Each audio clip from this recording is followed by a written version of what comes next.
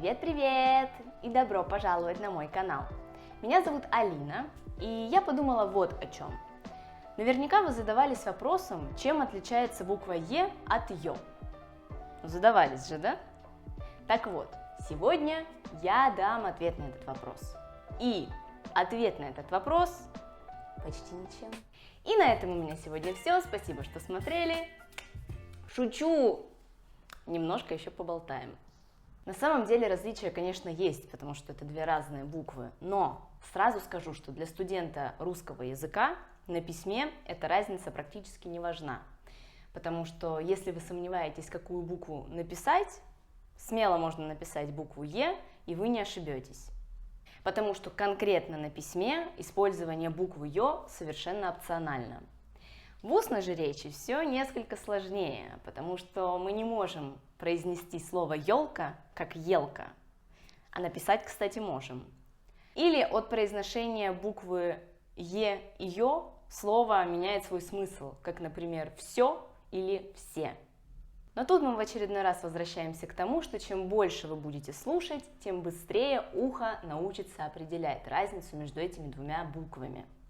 А вообще, почему буква Ё занимает особое место в русском языке? Здесь нам нужно немножко окунуться в историю. Начнем с того, что это самая молодая буква в русском алфавите, и родилась она 29 ноября 1789 года, то есть всего-то ей около 230 лет. Но даже за этот, казалось бы, большой промежуток времени буква Ё так и не стала общеиспользуемой на письме, и является как бы второсортной. В русском языке древней эпохи после мягких согласных не было звука «о». Слово «мед» в древнерусском языке читалось как «мед», а слово «пес» как «пес». То есть буква «ё» на тот момент была даже не нужна. А потом в фонетике русского языка произошло важное изменение, которое лингвисты называют переходом «е» в «о», и таким образом возникло современное произношение слова «мед» и «пес».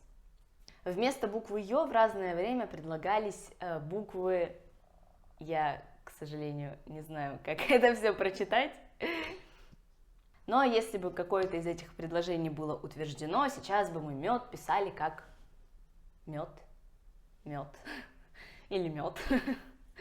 И вот все эти буквы искались для того, чтобы, во-первых, было какое-то родство с буквой Е, а во-вторых, чтобы букву было проще писать, и чтобы разделительных знаков было не 3, как в букве Ё, то есть мы ее пишем Ё, так и так, то есть 3 разных приема, а чтобы их было хотя бы 2. Но, несмотря на то, что все буквы, которые предлагались, пишутся проще, чем в Ё, они так и не смогли заменить уже вошедшую на тот момент в употребление букву Ё. Но почему все-таки буква Ё не прижилась? И одной из сложностей как раз-таки было написание. Как я уже и сказала, написание буквы Ё требует 3 отдельных приемов.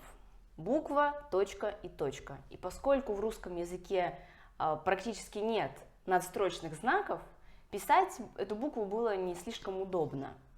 Еще многочисленные неудобства буква Ё доставляла не только пишущим, но и печатающим. Например, машинисткам, потому что раньше на печатных машинках не было буквы Ё. И чтобы ее напечатать, им приходилось писать букву Е и добавлять сверху кавычки. Это было не очень удобно, время затратно, и поэтому они начали использовать обычную букву Е. А когда буква Ё уже появилась на печатных машинках, эта привычка глубоко укоренилась, и так и продолжили печатать вместо Ё букву Е, что, собственно, происходит и по сегодняшний день. Ну и вообще-то еще причина в денежках, потому что добавление новой буквы на печатную машинку – это довольно трудоемкий и дорогостоящий процесс, поэтому проще было использовать обычную букву Е. Вывод.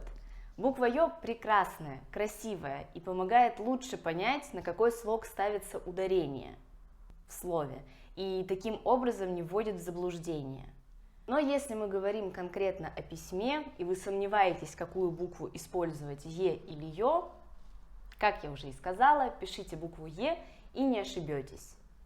Как по мне, вообще буква Ё, она как будто бы украшает слово, делает его более изысканным. Но на самом деле это дело привычки. И кажется поначалу, что писать букву Ё даже на клавиатуре как-то сложно, нужно дотянуться пальчиком в самый угол. Но когда к этому привыкаешь, это, в общем-то, работает как и со всеми вещами, к которым нужно привыкнуть. На этом у меня сегодня все. Ставьте лайк, если вам понравилось это видео, и подписывайтесь на канал, а то вы что-то совсем не подписываетесь. Спасибо, что смотрели, и увидимся в следующем видео. Пока-пока!